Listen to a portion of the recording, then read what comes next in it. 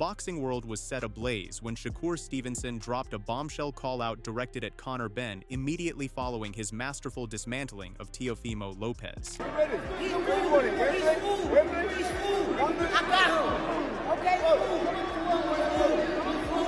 Listen, he's a great fighter, you know, and he's a future pound for pounder, but ultimately, he's boring as I mean, oh my gosh, boring. But he's a great fighter. Depends what you like to watch. I like entertainment. I like value for money. Why are you levels above, in your opinion, then, Shakur? It's not even levels above. He's a smaller man, and I'd use that to my advantage. I'm too explosive, and I punch a lot harder. Stevenson's performance against Lopez on that Saturday night at Madison Square Garden was nothing short of spectacular. The venue, steeped in boxing history, witnessed another technical masterclass as Stevenson systematically broke down his opponent over the course of 12 rounds. The judges unanimously sided with Stevenson, recognizing his superior skill set and tactical brilliance. This victory wasn't just another notch on his belt, it represented his 4th world championship across different weight divisions, adding the WBO super lightweight crown to his collection. His resume now includes titles at featherweight, super featherweight, and lightweight, with the WBC lightweight belt still in his possession. The newly crowned champion didn't hold back when discussing his performance afterward. He expressed complete satisfaction with how the night unfolded, emphasizing that he executed his game plan to perfection. Stevenson highlighted his ability to pick apart opponents like Lopez throughout his entire career, describing his approach as the purest form of boxing artistry. The fundamental principle of hitting without being hit guided his strategy, and he made it abundantly clear that he considers himself the premier fighter on the planet without any reservations about that claim. Shakur Stevenson. Wow. I saw some casuals online saying that it wasn't entertaining, but if you're a boxing purist and you know what you're watching, you know that you're watching greatness. The art of hitting and not getting hit. Let me put this into perspective for you. Teofimo Lopez is a 2-weight Ring Magazine champion. He is elite and he's in his prime. Shakur Stevenson went to his weight category and made him look ordinary. He is top 5 pound for pound in the world right now. And he beats anybody and everybody from 135 to 147. And I include Tank. What particularly caught everyone's attention was Stevenson's analysis of his victory. He revealed that extensive study of Lopez had convinced him that his jab would be the decisive weapon. His confidence proved well-founded, as that very tool became the key to unlocking Lopez's defenses throughout the contest. Stevenson predicted that the boxing community would unanimously recognize his jab as the best in the sport following this performance. His preparation had identified specific vulnerabilities in Lopez's game, and he exploited them ruthlessly. Beyond the technical aspects, Stevenson felt physically superior in every measurable category, believing himself to be the stronger, faster, smarter, and sharper combatant on that particular evening. It was an amazing night. I put the work in. I stayed disciplined throughout my camp. I was in tremendous shape. And Tio, he's a hell of a fighter, but I was the better man tonight. Yeah, I definitely did. I feel like he's a fighter, so he tried to fight back. Yeah, I picked him apart. In the second round, I want to say that I told my corner, I said, I'm stronger than he is. Yeah, for sure, I heard him a couple of times. My jab, my left hand to the body, my left hand up top. No, that's no disappointment. It's boxing at the end of the day.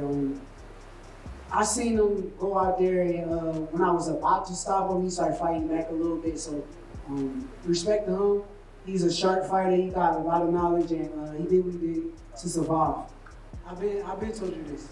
I told you this a minute ago. I said he's not on my level, and I proved it tonight. But the real fireworks began when Stevenson locked eyes with Benn in a post-fight confrontation that set social media buzzing. The American champion made his intentions crystal clear, expressing his desire to face the British star in what would be an explosive encounter. However, Stevenson attached a very specific condition to any potential agreement. He demanded that Benn accept the identical rehydration clause that had been implemented for the Eubank Jr. fights. Stevenson emphasized his belief in his overwhelming skill advantage and challenged Benn to put put pen to paper and make the fight a reality. Benn's recent boxing journey has been fascinating to follow. His November appearance saw him settle a long-standing rivalry with Chris Eubank Jr. in their middleweight rematch. This victory came after an initial defeat in April, making the revenge even sweeter for the British fighter. The November encounter was particularly dominant, with Benn scoring 2 knockdowns in the final round to cement a one-sided triumph. Despite these successes at middleweight, Benn has made it abundantly clear that his future lies back at welterweight, the division where he originally made his name. I'm into big fights. I like big fights. I like big money fights. I like proving that I'm the best, and I like doing things that people say I can't do. There's a lot of people that will say that I'm too little for Conor Benn, and I can't do it. So it makes for a tremendous fight. It's gonna be a good beef. I like the beef. I like the story behind it, and it's a tremendous fight. I just wanted to follow up on the Conor Benn conversation. I saw him after the fight, and I just asked him. I said, "Hey, would you agree to that rehydration clause?" And he said, "F no." So my question for you is, how does that fight get made then? If he's not going to agree, then we probably don't fight. So he's just wasting time. We'll see. But I'm a businessman at the end of the day, and like I said, he did a rehydration clause with Chris Eubank. Chris Eubank was in the ring half. Why can't he do the same thing? Shakur Stevenson, what did you make of his performance this evening? BTA. Easy work, man. My brother did his thing. I'm proud of him. Look, people did have him as the favorite going in, but he dominated that fight in emphatic. I texted him that last night. I said, go in there and just dominate him. And that's exactly what he did. You know, he shout out to Shakur. You know, he did his thing, and I'm proud of him. There's a lot of talk about him in the pound-for-pound list. Where does that put him now? One of the greats. Future great for sure. Future legend. Last one for you. We saw Conor Benn get in the ring. They had a bit of a heated That's going to be a good one, man. They got to do that in London. Is that a fight you want to see, though? Hell yeah. Conor Benn is my brother, too, man. So that'll be a goodie right there, you know? Who's going to win that fight, then? I don't know. No comment. Those are my brothers, man. They're going to make a lot of money, that's for sure.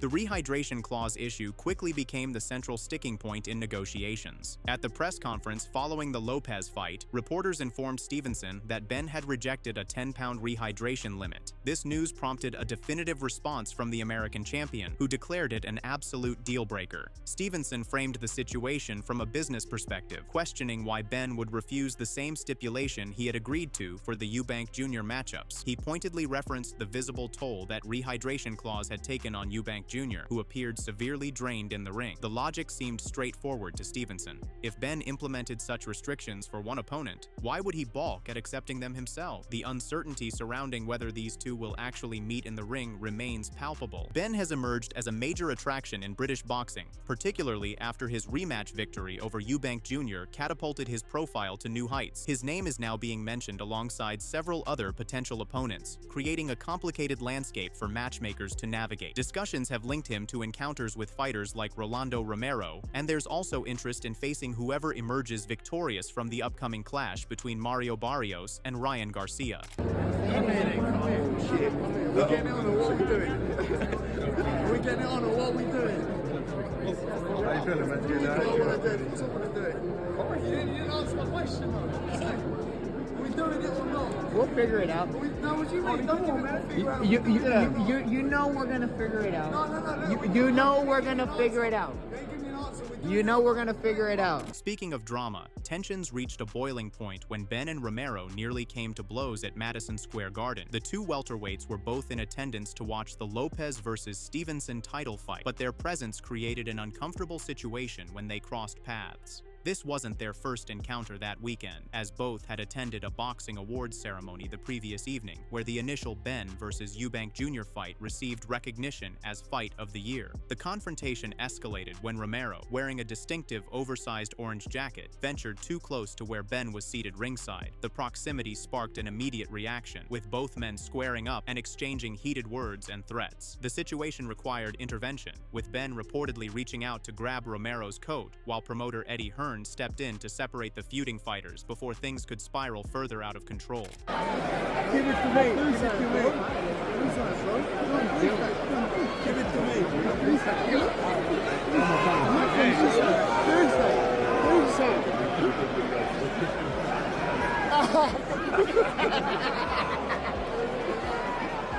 We got fired.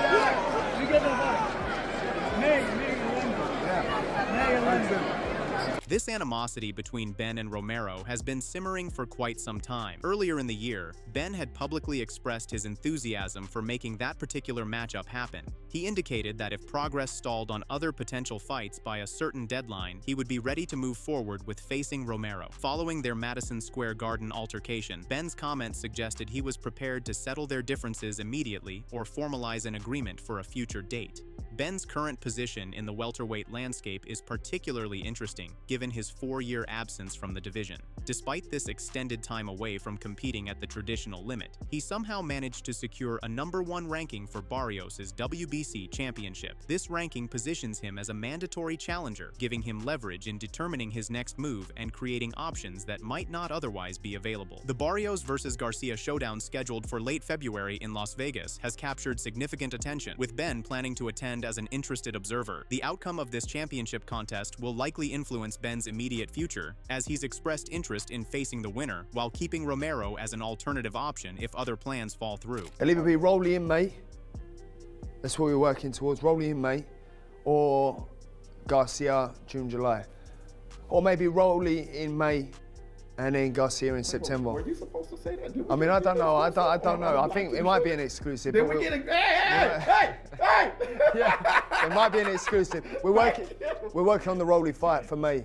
Various boxing personalities have weighed in on the Barrios vs. Garcia matchup with differing perspectives. Tim Bradley offered an assessment that might surprise casual observers who automatically favor Garcia based on name recognition and social media following. Bradley made it clear he believes Barrios will successfully defend his title, acknowledging that this view contradicts popular opinion. The former 2-division champion stressed that Garcia must produce a significantly improved showing compared to his performance against Romero, warning that a similar effort would allow Barrios to dominate with relative ease. Bradley identified several concerning factors, particularly Garcia's apparent discomfort when facing opponents with legitimate power, questioning whether Barrios possesses sufficient punching force to keep the challenger honest. Well, Ryan's gonna get a lot of opportunities because he brings a lot of eyeballs. Again, this is boxing's a popularity contest now, man. You know, that's what it's about. If you got the draw, you know, you're gonna get more opportunities than the other guy that's working his butt off to climb up the ranks to be able to get his shot when nobody knows who he is, right? So, you know, look, there's not a far-going conclusion that Ryan can take out a guy like Barrios, man. Barrios is experienced. I don't give a damn what anybody say. He got a lot of experience, man. He got the best resume at 147 pounds, right? He's a champion. You know what I mean? He's been in the ring with Tank Davis as well. He's been in the ring. Who else was the guy he been in the ring with? That was Pacquiao recently, obviously. Pacquiao recently, and there was another one. Thurman, was it Thurman? Yeah, Keith one-time Thurman. So I mean, he's felt resistance. He's felt resistance at every single level, right? You know, even with the southpaw. So I mean, you got a guy like Garcia. You know, his last performance wasn't that great. I expect him to have a better performance this time around. You know, he gonna need to have a better performance because if he brings that type of performance into the ring with Barrios is gonna eat him up. It's going to be easy work. Kenny Ellis, known for coaching the formidable Gervonta Davis, provided insight from a unique vantage point, having worked against both fighters. His prediction also favors Barrios, though he acknowledged Garcia's explosive power could end matters quickly. Ellis believes Garcia's window for victory exists primarily in the opening rounds, specifically within the first 3 or 4 frames via knockout. As the fight progresses into the middle and later rounds, Ellis sees the momentum shifting increasingly toward the defending champion. I've also heard, you know, Ryan Garcia saying he would like to fight Mario Barrios. These are 2 guys that you've, you know, studied to beat with Tank. What do you think about that matchup? Who do you think gets the upper hand in that match? I think Barrios. I think Ryan should win it be in the first 3 or 4 rounds by knockout, but if they can start going in 4, 5, and 6, the deeper you get into the fight, the more I'm gonna lean towards Barrios. Barrios, tough kid. Pro, we got a bet. He more sound too, I think. Yeah, more sound. Yeah. Yeah. More sound, but is he durable enough to take Ryan's punch? That's what I said. After the 3rd or 4th round, yeah, he'd be out. But the first, I think Ryan will give anybody hell the first 2 or 3 rounds. he gonna try something. He gonna try before he just give up. You know what I mean? Yeah. Good fight.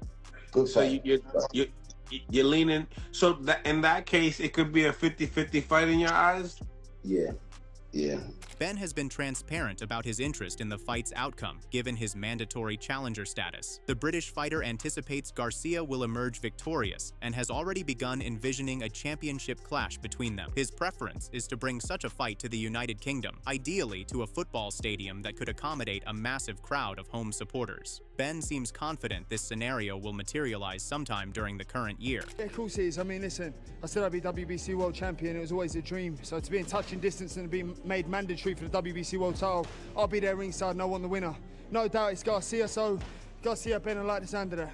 Yeah, okay. If it is Ryan Garcia, is your invitation, come over here, let's fill a stadium, or do you want to do what Dalton Smith's just done, go over to America and do it on foreign soil? Something great about what Dalton Smith done. So, I mean, listen, I'd love to do it in Vegas. I know T-Mobile Arena's on hold for Cinco de Mayo, but I feel like I'll bring it here to the UK for the supporters. Another stadium sounds good, doesn't it? Devin Haney has also injected himself into the conversation, expressing hope that Garcia defeats Barrios to enable a blockbuster rematch and unification opportunity, after capturing the WBO welterweight championship with a unanimous decision over Brian Norman Jr. in late November, highlighted by a second-round knockdown before cruising to victory. Haney made clear that avenging his loss to Garcia tops his priority list. The champion told media outlets that he wants Garcia to win and believes circumstances will align for them to meet again in what would be a massive unification bout. Ryan Garcia was actually one of your biggest cheerleaders on Twitter. He was hoping you would win. He even bet $50,000. He said, let the stars align,